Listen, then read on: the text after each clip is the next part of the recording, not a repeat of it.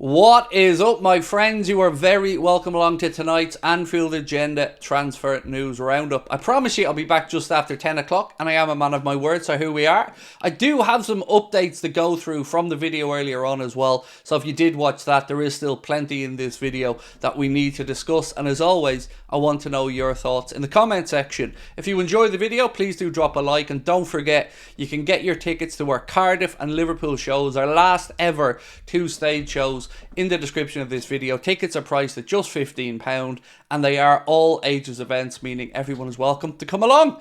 Right, I'm going to get stuck into it because there is quite a bit for me to go through. So I'm going to go back over to Italy first of all, and Calcio Mercato have put out a story to say that Liverpool are still in the hunt for Coop miners. Now, it's gone fairly quiet. We've seen Juventus laying down their interest as well, but right now it looks like they believe Liverpool are still hunting to try and get the Dutch international over to Anfield. I don't know if I believe this, to be honest with you. They spoke about a £50 million valuation, and Chelsea and Manchester United, other clubs that are keeping tabs on them. For me, if we are to go to Atalanta for a midfielder, you know where I'm going with this. I would absolutely much prefer Ederson, but I do rate Coop Miner, so I wouldn't be too upset if Liverpool did look to make a bid.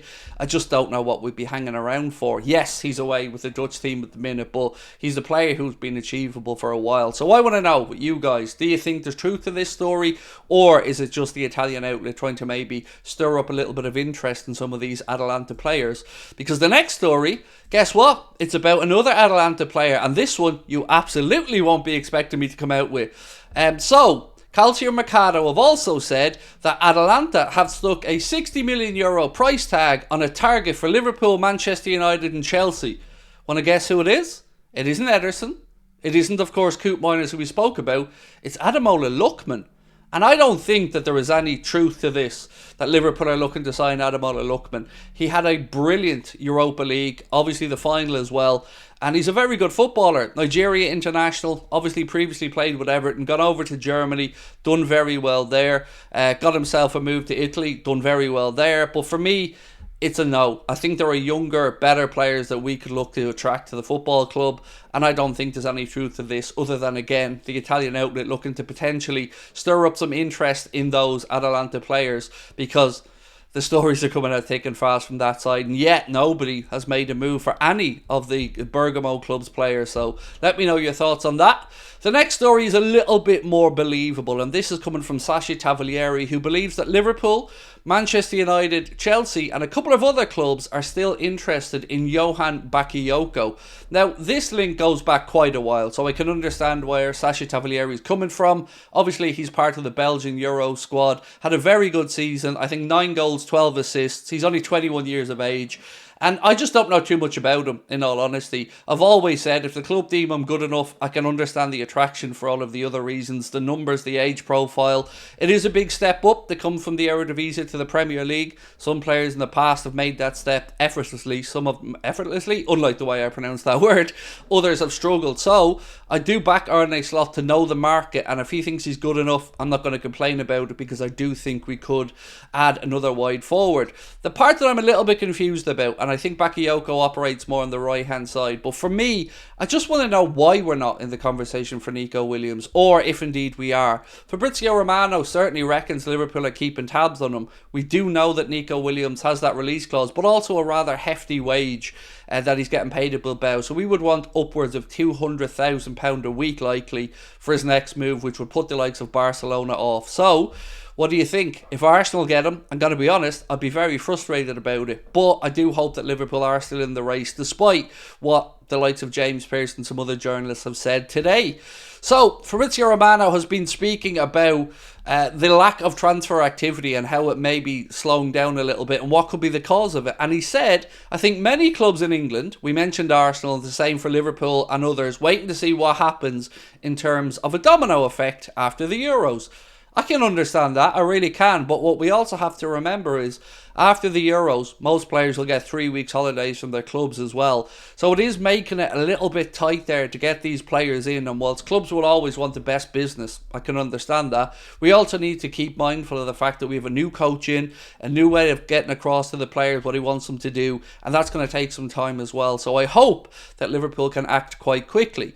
With regards to Liverpool's profit and sustainability rules, we have wiggle room of about £176 million before the financial year runs out, which is June to June. So if Liverpool wanted to, we could spend over £170 million and still not have any FFP or profit and sustainability rule problems before the end of this month, which is when the new cycle starts. This last story is kind of a bit out there, but let me go through it anyway and see what you think.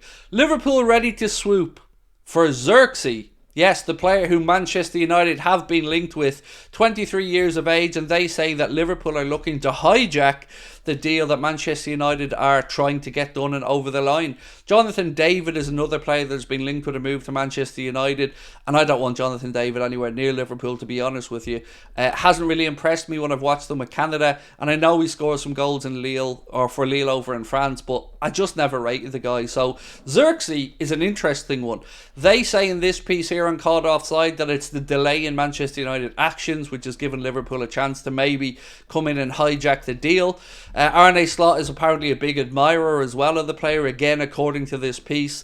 So I want to know, would it take the likes of a Mohamed Salah or Diaz to leave before Liverpool would maybe sanction such a move? Or do you think this is just the media stirring up again some stories that probably have a place on a certain island over in the Mediterranean? Now, for those of you who weren't with us earlier on, there's one more story that I haven't yet mentioned, and that is about Manuel Ugarte, who is expected to leave PSG this summer. A lot of people are asking the question, are Liverpool going to be part of this conversation? I think many of us would like Manuel Ugarte, but I've got to be honest and say I've not seen anything really linking us directly to the player other than lots of us wanting it and the fact that he is available.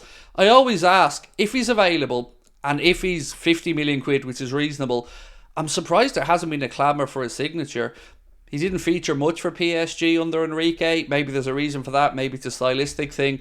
But if he is available, I think we should be all over it. And again, I'd love to know your thoughts. The biggest story that we did cover earlier on, which again I'll just repeat now for those of you who might not have watched the video, is that Liverpool have contacted Eze's representatives, Eberechi Eze of Crystal Palace. Apparently, according to this outlet, they have reached out to him and made contact. Now, I don't know whether to believe this or not. Another part of it I'm really struggling to get my head around is the fact that Crystal Palace could then lose Eze, Elise and maybe Mark Gay. That's a big loss for Crystal Palace in one window, and I don't think their fans will be too happy about it.